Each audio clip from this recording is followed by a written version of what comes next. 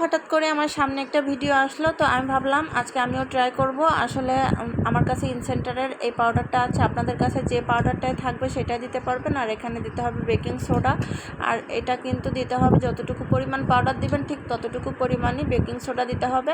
আর আমাদের যাদের ঘরে ছোট বাচ্চা কাচ্চা আছে তারা কিন্তু বিছানার উপরে অনেক সময় প্রসাব করে দেয় বা পানি ফেলে।